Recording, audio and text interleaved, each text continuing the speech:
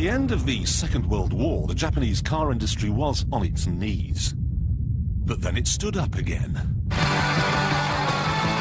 In fact, the present-day Nissan Skyline GTR is very probably the most advanced car on the planet.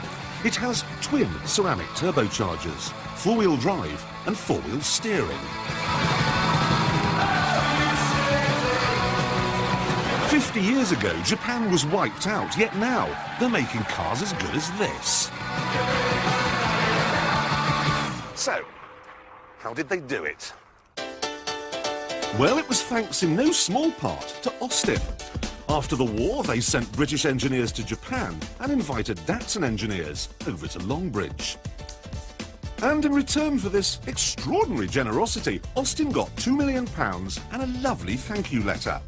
One of the Datsun engineers wrote to his British teacher and host afterwards, saying that one day he hoped to make cars and trucks as good as those from Austin.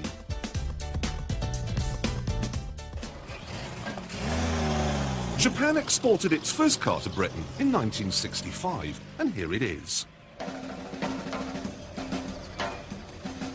The Daihatsu Compagno Bellino. Obviously, with the power of hindsight, I'm able to see that this does have a number of endearing features. It's got a sweet little gear change, it's got a lovely engine, excellent all-round visibility, opening quarter lights, but contemporary road testers thought it was a bit of a joke. Oh, how they laughed. Those Japanese are building cars, they went. They said that the acceleration was too slow to record, and they may have had a point on that one. They also said that the brake linings were made out of bamboo. They pointed out that its nipples had to be greased every 500 miles and that it cost £800, 300 more than a Mini. And then they observed that the styling appeared to be half Fiat, half Austin. The handbook was a particular source of amusement. It referred to the cockpit as a room and described the headlamp flasher as a light hooter. And think carefully about the era here. It was a duffel coat wannabe in an Afghan Carnaby Street world of my generation. The Daihatsu was not so much the who as the what. And remember, it was aimed at the middle-aged family man who knew all about the Japanese. Just a few years earlier, he'd helped them build a railway through Burma. They didn't even get the name right. Compagno Bellino actually means family saloon. Japanese car firms have never been very good with names. Toyota, for instance, gave us the Toyo Pet, a name dreamed up by the American importers after Toyota themselves wanted to call it the Toyolette. Nissan are very poor. We've had the Silvia, the Gloria, and a particular favourite of mine, the Cedric. And then there's this. Now, apparently, Mitsubishi wanted to call it the Stallion, and that's a very good name, very butch. But someone at the American advertising agency, I think, misheard. OK, Starion. We'll have the brochures printed tonight. Mitsubishi Starion. Marvellous. So why on earth did Japanese cars catch on? Well, it was simple. At the time, British car makers would make you pay extra for a heater, whereas this came as standard with everything. Even Terry Wogan. It's a major breakthrough for cardigan broadcasting.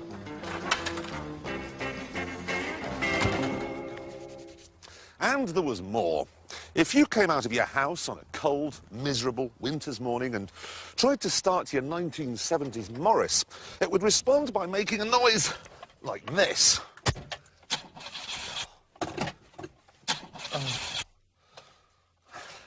Whereas the 1970s Datsun would respond by making a noise like this.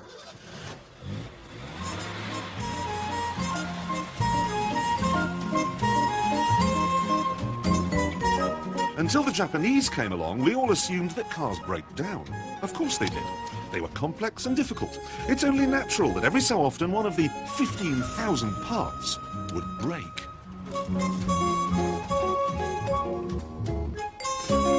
And there was another issue too, outlined nicely in this 1971 Top Gear report.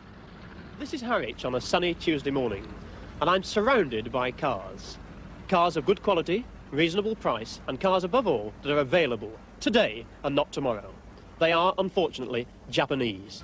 Now, the Japanese don't sell a lot of cars in Britain yet, but these are Toyotas. And Toyota are one of the biggest car manufacturers in the world. So this is a trickle that could soon become a menacing flood. Now, of course, this being a weekday morning, there's a strike somewhere in the British motor industry. Find me a day when there isn't. In fact, this morning, there are 30,000 men out. British Leyland are having to make cars with no wiper motors because of a dispute at Lucas. We're not just opening the gates to the Japanese, we're laying down a big red carpet with welcome on it, all the way to the showroom. Don't think, however, that strikeitis was a British invention. The Japanese had had all sorts of problems with lead lobo.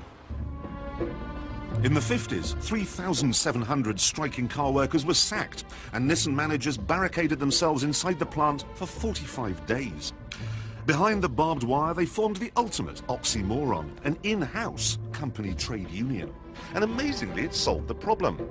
As the rest of the world was coming out on strike, Japan went back to work, and productivity went through the roof. Good evening. To understand the massive changes that were going on in the world motoring climate, you need to take a global view. In 1978, Detroit was basking under a warm front. General Motors made 14.9 cars per employee, and they considered this to be pretty good. And it was compared to what was happening in Italy. Here, they were experiencing a period of extremely low production. Alfa Romeo made just 6 cars per employee. Whereas in Japan, the sun was shining brightly, rising over the whole country. Toyota made not 6, not 14.9, but 43 cars per employee in 1978. The outlook was good. No, the outlook was very good. Japan was on its way to becoming the most successful automotive nation on Earth.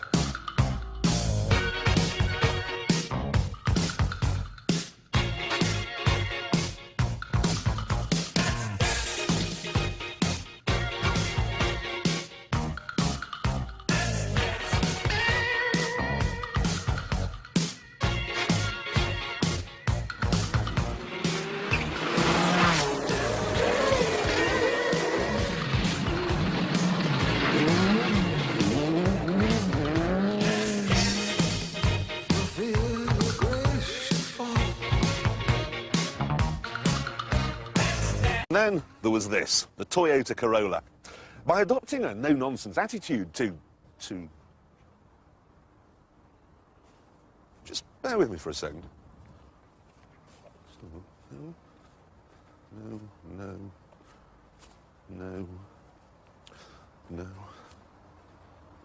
No. Oh, sorry, here it is, sorry. The Toyota Corolla went on to become the best-selling car the world has ever seen. Nevertheless, driving a Corolla is like eating flour. It's as interesting as the night sky when it's cloudy. In fact, it is a cloud, a damp, white, shapeless lump. When all is said and done, though, the simple fact of the matter is this. More than 24 million Corollas have been sold, making it even more successful than the Volkswagen Beetle. Desperate to prevent meltdown, European governments imposed import restrictions on Japanese cars, but this didn't work at all. First of all, Japanese car companies forged partnerships with Euro car makers to create some truly horrific crossbreeds. The Triumph Acclaim succeeded where even the TR7 had failed, and finished off the Triumph name for good. And then in Italy, a deal between Nissan and Alfa Romeo spawned one of the worst creations in the whole of history. And here it is, the Alfa Romeo Ana. Now, it might have worked if they'd married Japanese build quality to Italian design flair, but they did it the other way around. So what we ended up with was a terribly ugly Nissan Cherry that had Alfa Sud electrics. Can you imagine anything worse? I was extremely disappointed to find that they actually made 62,000 of them, but then quite cheered when I called the DVLA the other day and found that on the roads of Britain, only 341 are left. Make that 340. Seeing that the joint venture tack wasn't really working, the Japanese decided that the best way around the Euro import quota system was to build their own factories over here. Nissan arrived in Sunderland, Toyota in Derby and Wales, Honda in Swindon. Jacques Calvet, boss of Peugeot in France, once said that Britain had become like a Japanese aircraft carrier off the coast of Europe. But now, the Japanese are all over France too. They're all over everywhere. And then, when they'd smothered the world with their factories, they started to hit us with some of their incredible DVD, MP3, microtechnology.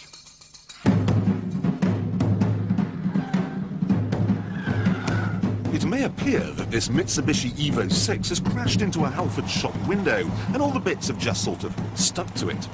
But it's every bit as fast as a Ferrari 360. Except when it's raining. When it's raining, the four-wheel drive Evo is much, much faster. It works with the precision of a Japanese drum machine, but thanks to a turbocharger the size of Leeds and the sheer grip, it has the power and majesty of the Kodo drummers.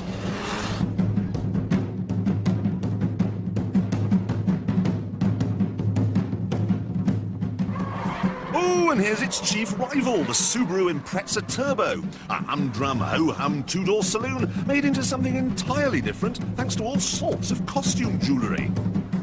Now this, of course, is a P1, which, unlike the RB5 that preceded it, doesn't have a little button on the dashboard which sprays cold water onto the intercooler. What that does is it increases the density of the fuel-air mixture and therefore maximises the boost. Do you need a little button which sprays cold water into the intercooler, which increases the density of the fuel-air mixture and maximises the boost? Of course you do. Let me put it this way. This is a British amplifier. It's very elegant, very simple, with just one knob, and it makes a lovely, smooth sound. Very nice. Now this is a Japanese amplifier. Look, it's got a button here for adaptive control, and another one here for VGCA. And if we pull down this smoked panel here, we find blue fluorescent lighting, and a great knob here to adjust the subwoofer low-pass filter. Now, if we fiddle with all these knobs and switches for about a month, we can make this sound exactly the same as that. So which is better? Well, this one, obviously. First rule of being a bloke, more buttons equals better. You see, it's all very well Jaguar giving us the XJR, which in a plain, simple way goes like stink. But where are the buttons? Well, I'll tell you exactly where they are. Here. These cars are fabulous big fish, the tuna and the halibut, but both of them are blown into the seaweeds by the killer blue.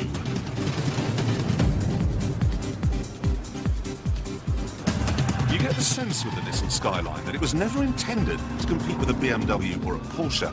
This thing was very obviously designed by the arcade game generation to take on the Sega Rally machine. It's a £50,000 PlayStation.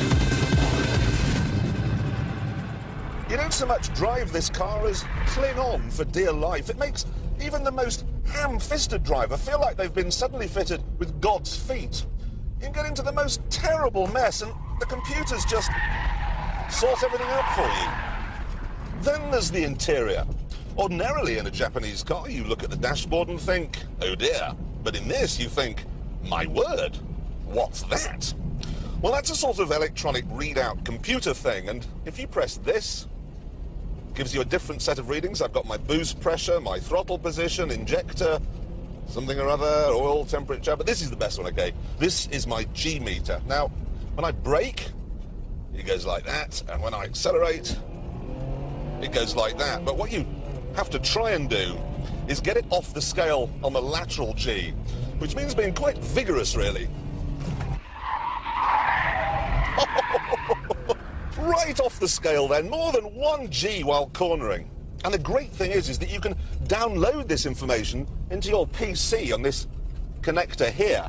And then you can compare your drive home from work with the drive home last night. Should make you a hit with the girls. And don't think this Japanesiness is restricted only to the world of performance cars. It isn't. This is a Honda Insight, which has a 1-litre petrol engine in the front and a selection of electric motors in the back. Here's how it works. When I put my foot down, the electric motors assist the engine, giving me more power and more torque. And then when I lift my foot off again, like when I'm going downhill, then the engine is used to charge up the batteries, so I don't have to when I get home. The end result is a top speed of 114 miles an hour and an average of 85 miles to the gallon. This can be achieved without having to trail power cables across the pavement at night and without resorting to a filthy carcinogenic diesel. But the best thing is that you can buy an Insight for £17,000, which is exactly £8,000 less than it costs Honda to make it. This is a very clever car, but is it the future? Well, no, not if the latest generation of Japanese engineering students have their way.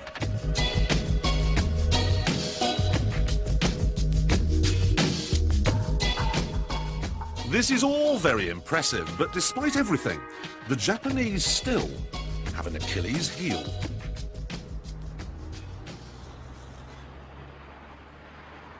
The Lexus is a case in point.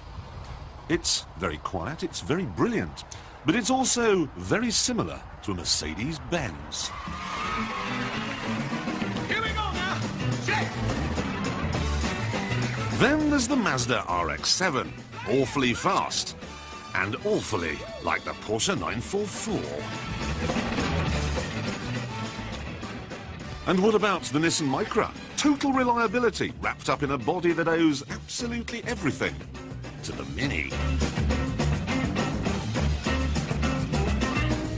When they were designing the Mazda MX-5, they had tapes of the precise noise an MG gearbox made.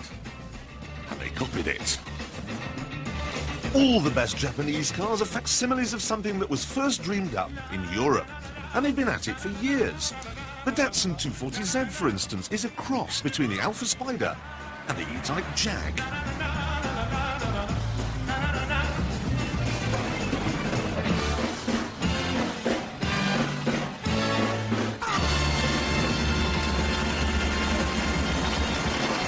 Maybe it's because when they don't copy Europe, things go wrong.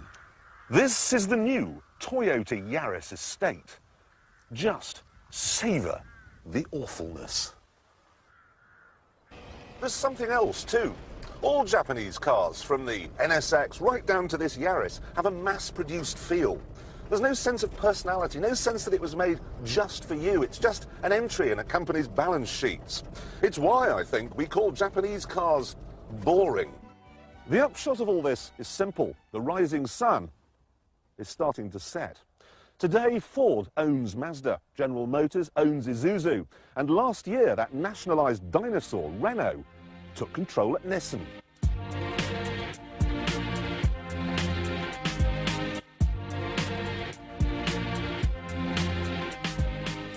Europe has learned from Japan how to make a reliable car, but they don't seem to have learned from us how to make something with a heart and a soul. We've whipped away their only advantage.